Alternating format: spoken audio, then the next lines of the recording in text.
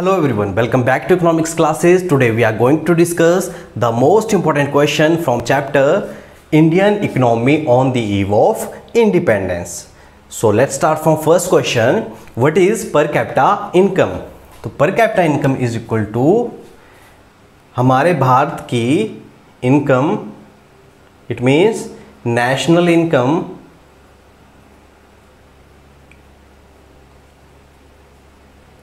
Divided by हमारे भारत की population.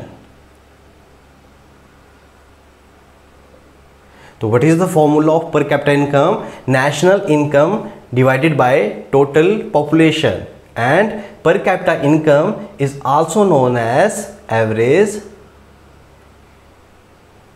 Income. Per capita income को हम एवरेज इनकम भी बोलते हैं. Question number second, under colonial rule India was known for. तो अंडर कॉलोनियल रूल इंडिया जाना जाता था हैंडीक्राफ्ट इंडस्ट्री के लिए. हमारा भारत जाना जाता था हैंडीक्राफ्ट इंडस्ट्री के लिए. हम पूरे वर्ल्ड वाइड फेमस थे अपनी हैंडीक्राफ्ट इंडस्ट्री के लिए. Question number third, the overall literacy rate at the time of British was. तो overall literacy rate at the time of British was only 16%, और female literacy rate was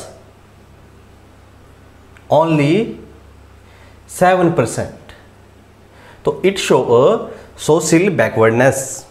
question number fourth, what was the infant mortality rate at the time of British? Now what is infant mortality rate? Infant mortality rate means the death rate of children below 1 year per 1000. उसे बोलेंगे हम infant mortality rate. तो कितना था infant mortality rate independence के समय या British के समय? तो it was 218. ये बहुत ज़्यादा हाई था उस टाइम. और अगर बात करें एट करंट, तो eight current it is 34. Question number fifth, what was the life expectancy at the time of independence? Now what is life expectancy? Life expectancy means किसी कंट्री के जो पीपल हैं उनकी एवरेज एज कितनी है, उसे बोलते हैं हम लाइफ एक्सपेक्टेंसी. तो इंडिया की लाइफ एक्सपेक्टेंसी इंडिपेंडेंस के समय बहुत कम थी. इट वाज ओनली 32 years, और at current it is 66 year. तो it is a great achievement for our health system. Question number sixth, which year refer to as a demographic transition? तो 1921 का जो ईयर था उसे बोला जाता है डेमोग्राफिक ट्रांजिशन या great year of divide. Now question number seventh, great year of divide. तो इसमें क्या था? द पॉपुलेशन ऑफ इंडिया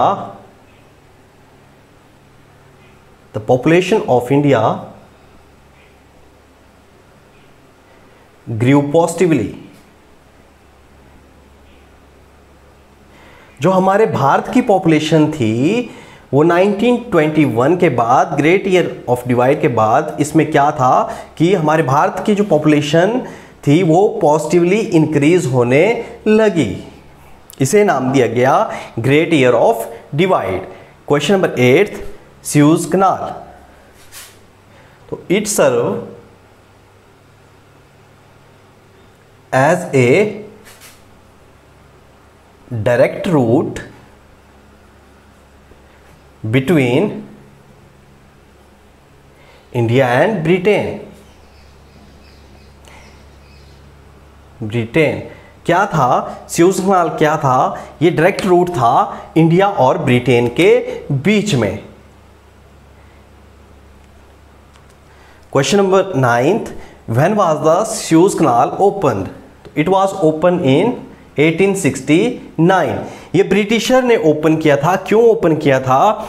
ताकि वो इजीली यहाँ से हमारी कंट्री से, हमारे भारत से रॉ मटेरियल को एक्सपोर्ट कर सके और इंडिया में इंपोर्ट कर सके फिनिश्ड गुड्स, जिससे कि जो ये रूट इन्होंने स्टार्ट किया था, ये इसलिए किया था ताकि जो इनकी ट्रांसपोर्ट कॉस्ट है वो कम लगे। Question number 10th, which industries adversely affected due to partition. बहुत इंपॉर्टेंट क्वेश्चन है। तो जो पार्टीशन से इंडस्ट्री अफेक्टेड हुई थी वो हुई थी हमारी जूट और textile industry. Question number 11, first census in India.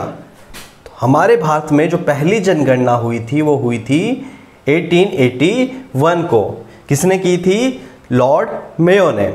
अब जो हमारी जनगणना चली है वो 2011 चली है। इसके बाद अभी जो नेक्स्ट सेंसस होंगे, सेंसस हमारे आफ्टर 10 ईयर्स के बाद होते हैं, तो जो नेक्स्ट होंगे वो होंगे 2021 में। Question number 12, on the eve of independence India was net exporter of. तो उस समय इंडिया नेट एक्सपोर्टर था प्राइमरी प्रोडक्ट्स का। Primary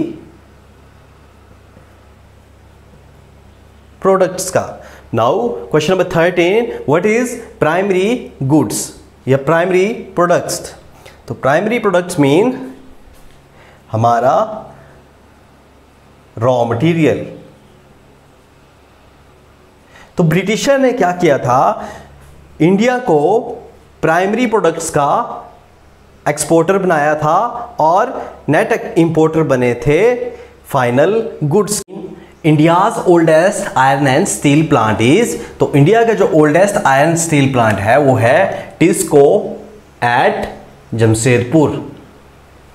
question number 15, TISCO was establish. So TISCO was establish in 1907। Question number 16, in which year was railways introduce in India. तो railway जो introduce हुई थी India में वो हुई थी 1850 में। Question number 17, railways began its first operation. जो इसका फर्स्ट ऑपरेशन स्टार्ट हुआ था वो हुआ था Bombay to Thane. Question number 18, the main work of the zamindar is. तो जो मेन काम था जमींदार का वो था रेवेन्यू कलेक्ट करना।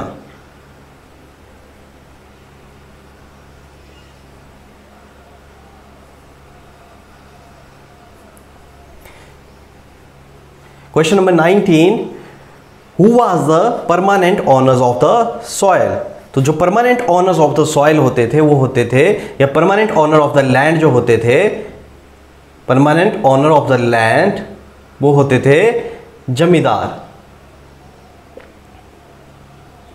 और टीलर ऑफ द सॉइल्स वो होते थे जो स्मॉल फार्मर्स होते थे जिनके पास जमीन नहीं थी, जो लैंडलेस फार्मर्स होते थे, उन्हें बोला जाता था टीलर्स ऑफ द सॉइल या tillers of the land.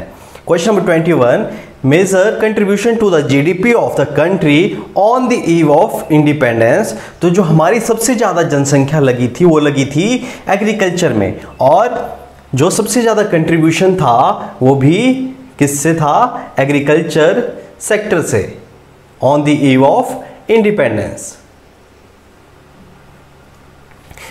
Now question number 22, stagnant economy. Stagnant economy means low level growth. Stagnant economy वो इकोनॉमी होती है जिसमें काफी लंबे समय से कोई ग्रोथ नहीं होती है, और अगर होती है तो बहुत मामूली सी या बहुत कम ग्रोथ देखने को मिलती है, उसे बोलते हैं हम stagnant economy, means low level growth. Question number 23, vulnerability means, it means dependence on rainfall. Dependence on rainfall क्या था? जो हमारे भारत के लोग थे वो इंडिपेंडेंस से पहले, आज़ादी से पहले डिपेंड रहते थे रेनफॉल पे। अगर रेनफॉल अच्छी हुई that means good production, if अगर जो रेनफॉल है वो अगर अच्छी नहीं हुई, that means bad production. Question number 24, example of cash crops. तो जो एग्जाम्पल हैं कैश क्रॉप्स के वो आते हैं हमारे कॉटन, सिल्क और Indigo. Question number 25, britisher use surplus trade. Surplus trade means जो इंडिया से जो सरप्लस ट्रेड ब्रिटिशर इकट्ठा करते थे उसका यूज कहाँ करते थे? तो उसका यूज करते थे ब्रिटिशर नॉन डेवलपिंग एक्टिविटीज में। नॉन डेवलपिंग एक्टिविटीज में मतलब ब्रिटिशर क्या करते थे, अपनी कंट्री के लिए इसका यूज करते थे, पर वो एक्टिविटीज नॉन डेवलपिंग एक्टिविटीज होती थी, लाइक एज अपने वार के लिए जो उनकी लड़ाइयाँ होती थी ब्रिटेन की उसमें, या फिर जो उनके बड़े बड़े ऑफिसर थे उनके मकान बनाने के लिए, तो उसमें यूज़ करते थे ब्रिटिशर जो सरप्लस ट्रेड इंडिया से लेते थे। Question number 26, agriculture sector. Occupational sector में हमने पढ़ा था कि एग्रीकल्चर सेक्टर में हमारे कितने परसेंट पीपल्स एंगेज थे? 72%, और इंडस्ट्री में 10%, और सर्विस सेक्टर में नियर अबाउट 18%। तो ये थे Indian economy on the eve of independence के कुछ इंपॉर्टेंट क्वेश्चन जो एग्जामिनेशन पॉइंट ऑफ व्यू से बहुत इंपॉर्टेंट हैं।